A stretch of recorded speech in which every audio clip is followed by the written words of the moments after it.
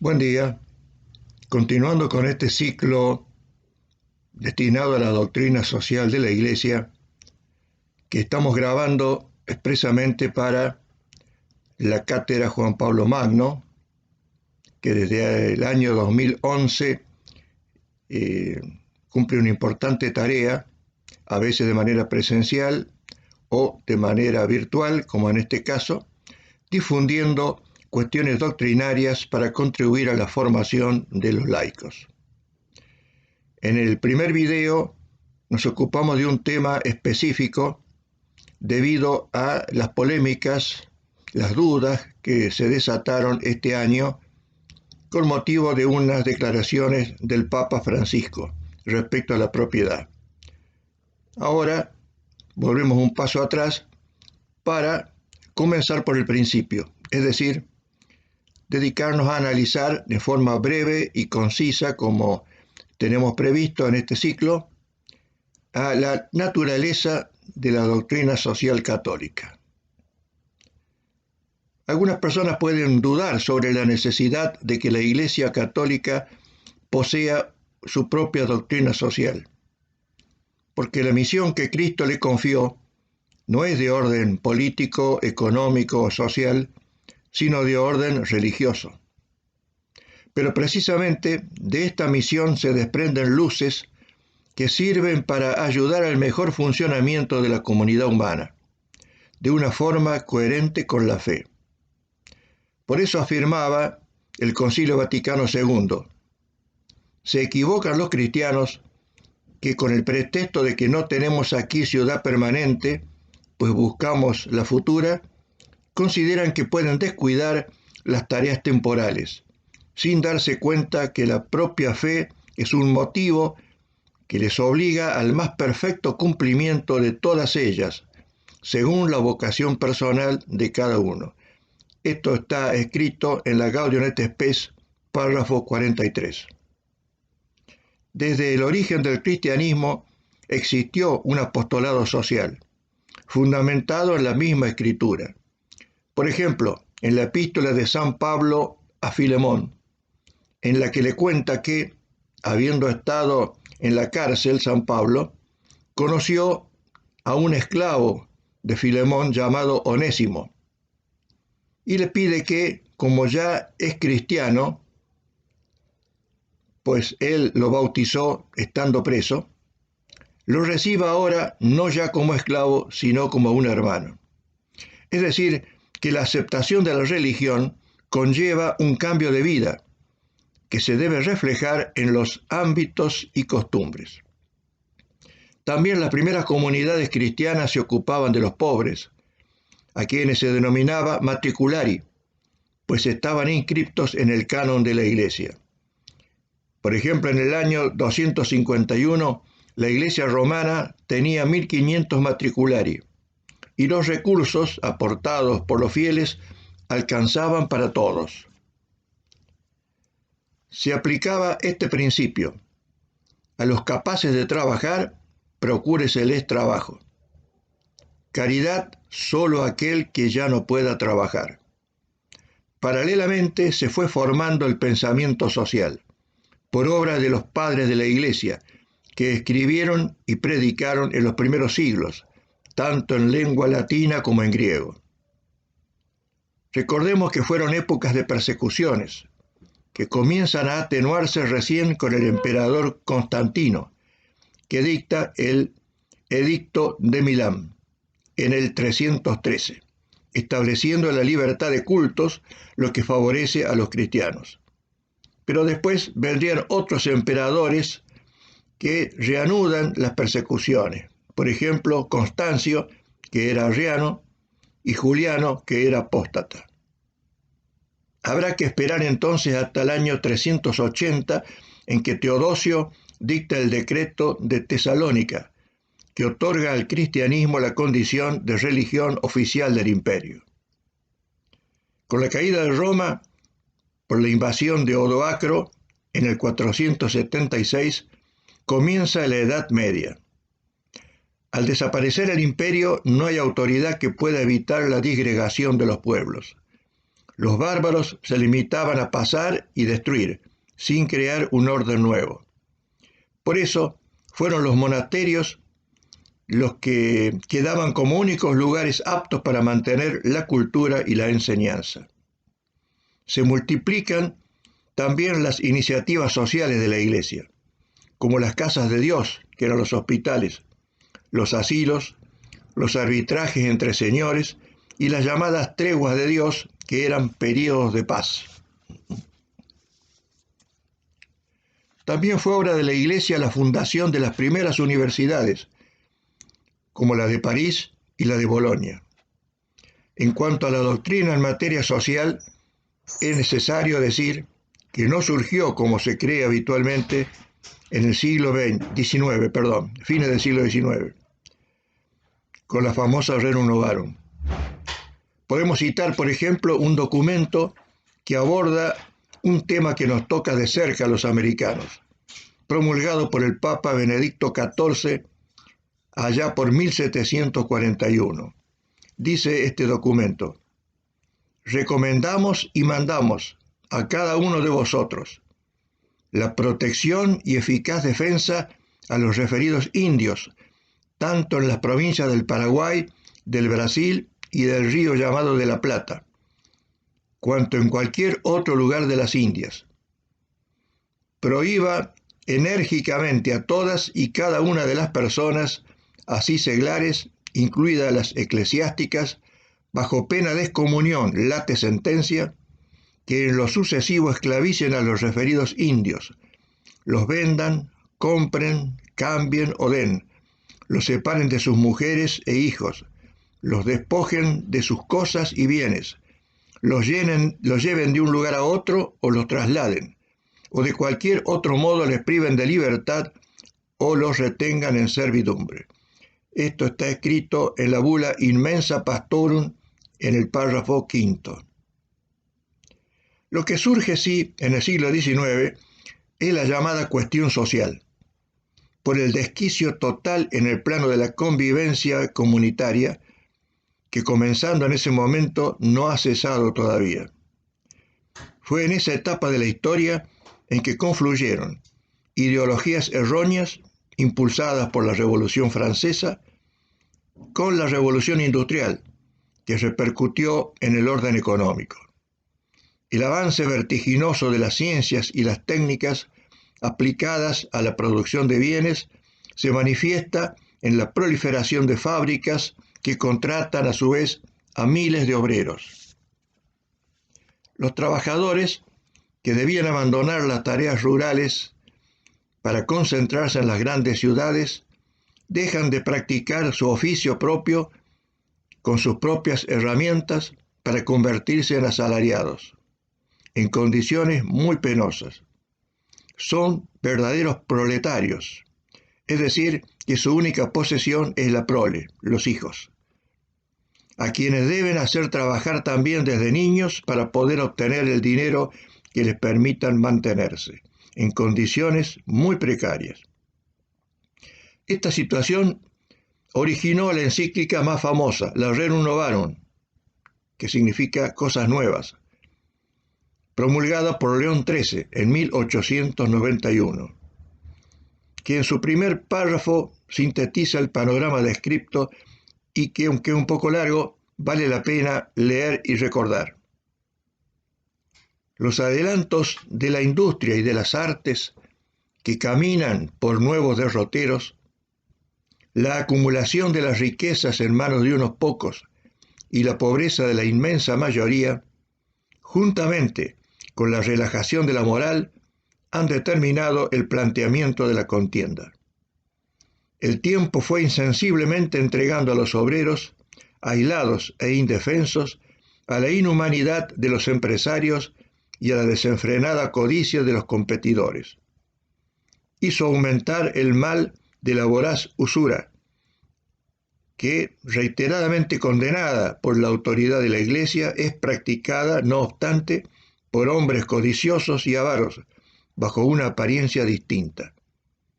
Añádase a esto que no solo la contratación del trabajo, sino también las relaciones comerciales de toda índole, se hallan sometidas al poder de unos pocos, hasta el punto de que un número sumamente reducido de opulentos y adinerados ha impuesto poco menos que el yugo de la esclavitud a una muchedumbre infinita de proletarios.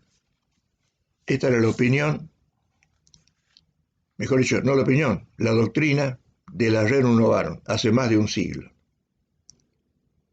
La Conferencia Episcopal Latinoamericana, conocida con su sigla CELAM, define así a la doctrina social de la Iglesia. Es la enseñanza moral que en materia social, política, económica, familiar, cultural, realiza la Iglesia, expuesta por quien tiene la autoridad y la responsabilidad de hacerlo. Esta responsabilidad le corresponde al Papa y a los obispos en comunión con él.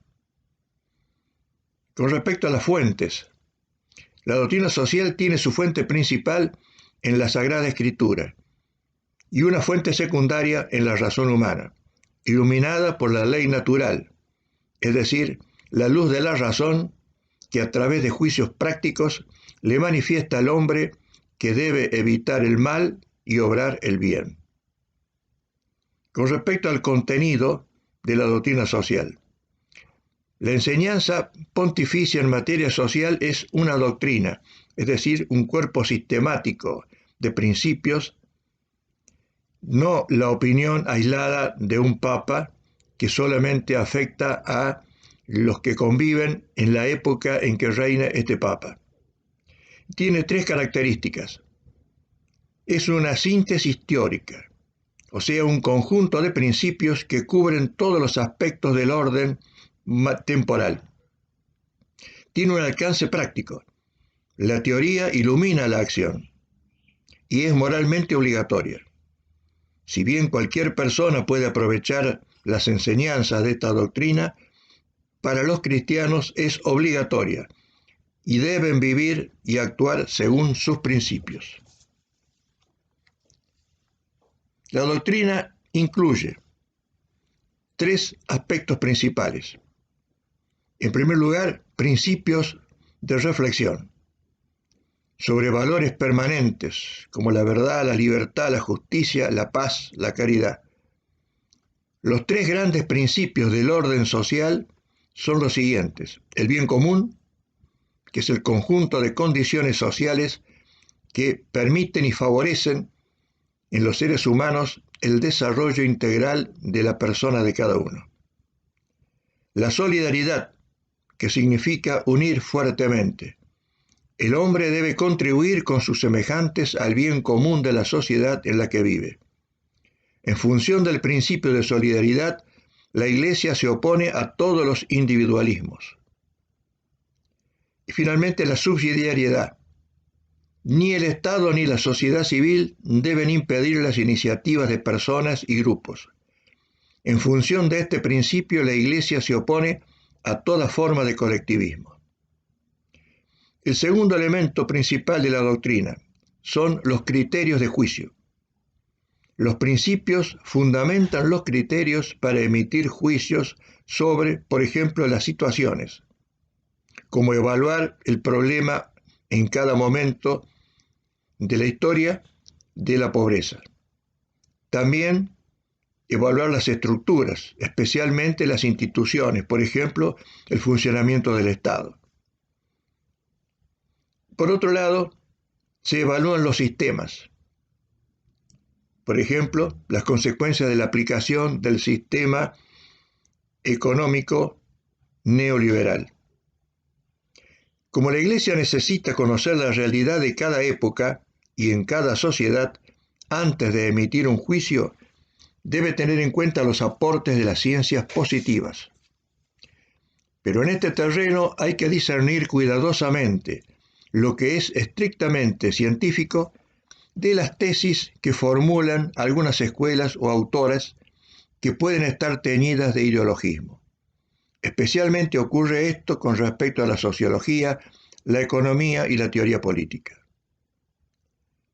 El tercer elemento de la doctrina social: directrices para la acción. Los medios deben ser coherentes con los fines y de conformidad con la dignidad del hombre. Pero además, la doctrina existe para ser aplicada.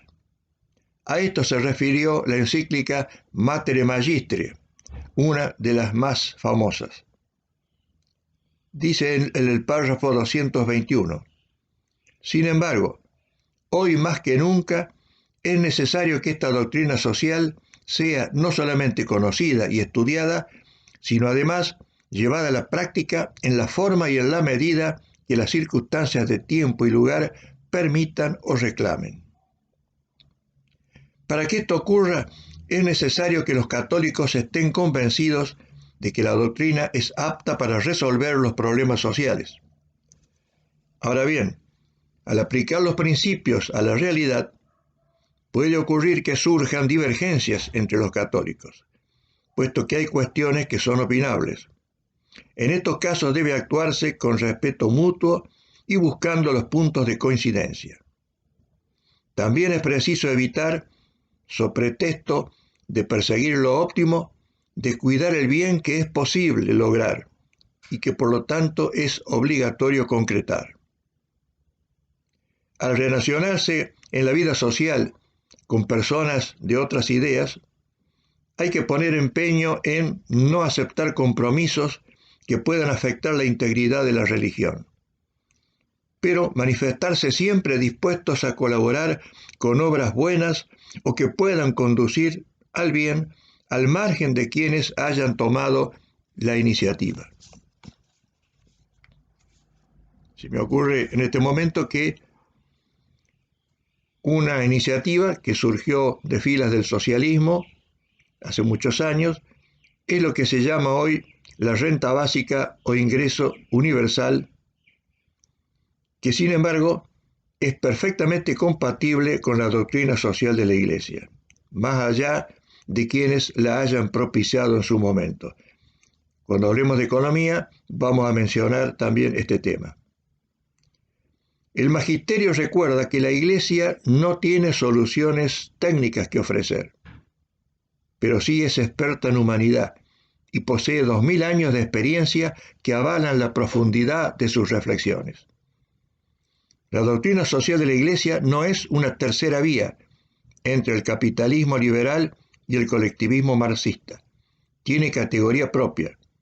No pertenece al ámbito de la ideología, sino al de la teología, y más concretamente es una rama de la teología moral. Pío XII enseñó que la doctrina social es obligatoria para todo católico y aclaró: esta doctrina está fijada definitivamente y de manera unívoca en sus puntos fundamentales.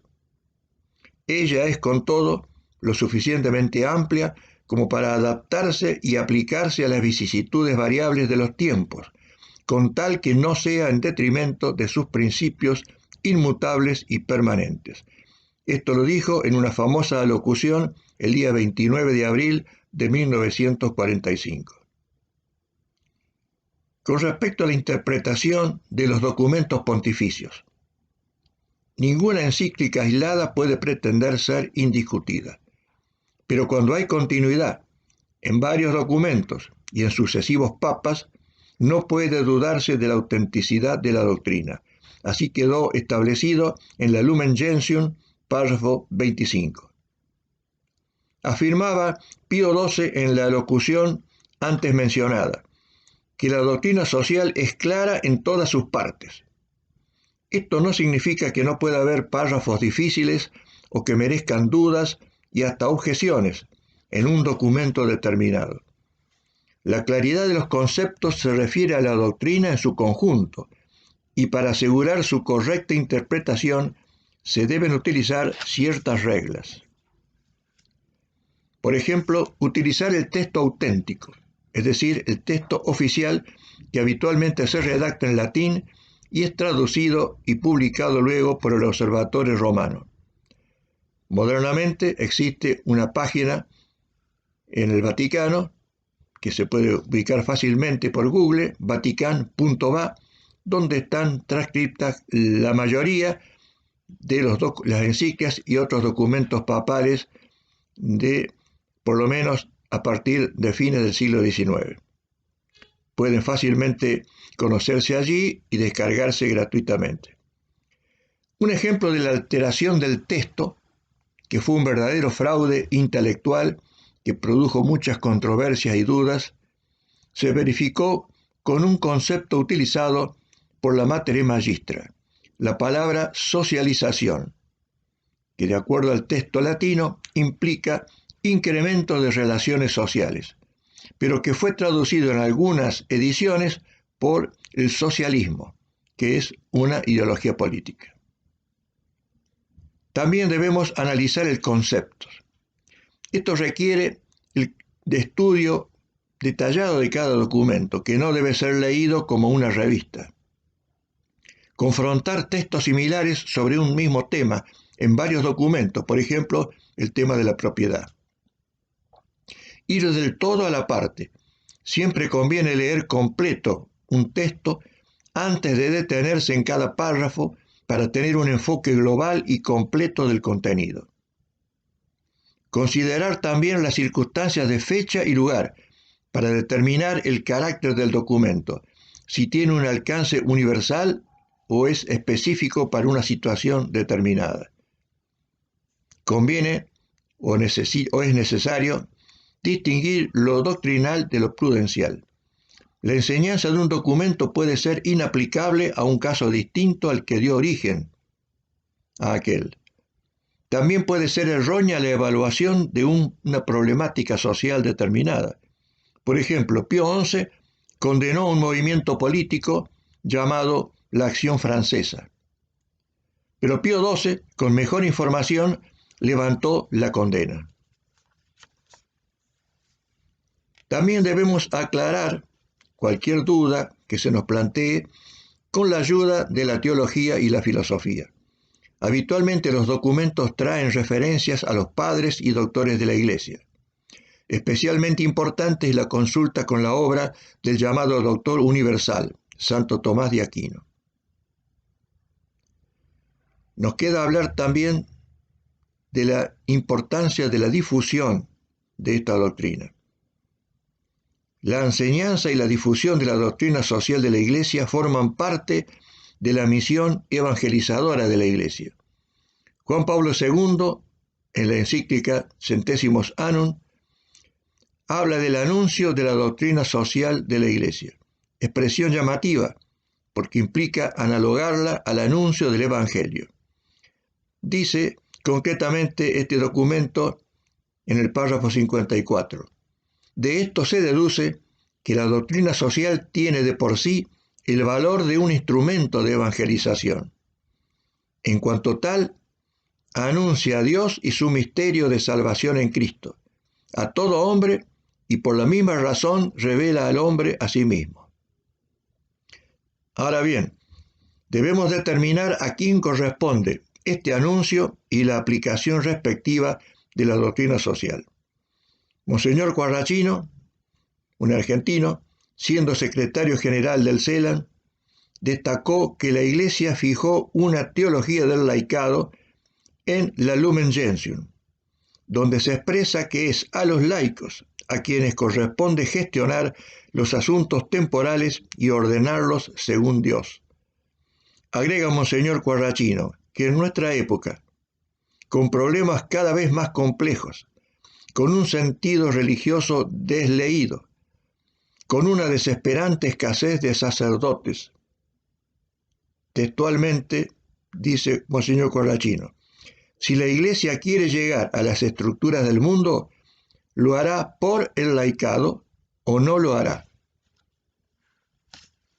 Si esto que hemos expresado es correcto, debemos reconocer que no hemos ni siquiera empezado la tarea, puesto que la doctrina social es ignorada por la mayoría de los laicos. Así lo manifestaron en el año 2003 los obispos argentinos en el documento Navega Mar Adentro, de lo que voy a recordar el párrafo 38. En un país constituido mayoritariamente por bautizados, resulta escandaloso el desconocimiento y por lo mismo la falta de vigencia de la doctrina social de la Iglesia. Esta ignorancia e indiferencia permiten que no pocos hayan disociado la fe del modo de conducirse cristianamente, frente a los bienes materiales y a los contratos sociales de justicia y solidaridad. La labor educativa de la Iglesia no pudo hacer surgir una patria más justa, porque no ha logrado que los valores evangélicos se traduzcan en compromisos cotidianos. Palabras muy precisas y valientes que al cabo de 19 años advertimos que no se ha modificado la situación, por el contrario, se ha agravado. Es que después de este diagnóstico de Navega Mar Adentro, cuando este documento pasó a detallar las acciones destacadas a emprender, únicamente se menciona la necesidad de multiplicar los cursos y jornadas, sin disponer un programa concreto que permita superar la situación diagnosticada. Por lo tanto, la tarea de difusión sigue limitada a la acción voluntaria de un puñado de laicos que con sus propios recursos y sin ningún apoyo de la jerarquía consideran su obligación moral transmitir lo que han recibido. Eso es lo que, con toda modestia y sencillez, tratamos de hacer desde nuestro lugar. No somos los únicos y por suerte hay bastantes centros de estudio en el país que están dedicados a la difusión de esta importante doctrina. Quisiera agregar que en el último sínodo realizado hace pocos años en el Arzobispado de Córdoba, se presentó una ponencia que fue aprobada destacando la necesidad de incrementar la formación de los laicos y expresamente citaba la necesidad y la facilidad de poder lograr la difusión rápida de la doctrina social de la Iglesia. Esta ponencia fue aprovechada inmediatamente por el rector de la Universidad Católica de Córdoba, que estaba presente, y que inmediatamente organizó con esta señora que había presentado la ponencia un diplomado en doctrina social, que se ha dictado 3 años consecutivos en la Universidad Católica con relativo éxito. Pero claro, es un curso tarifado. El costo es aproximadamente 8.000 o 9.000 pesos para quien quiera realizarlo.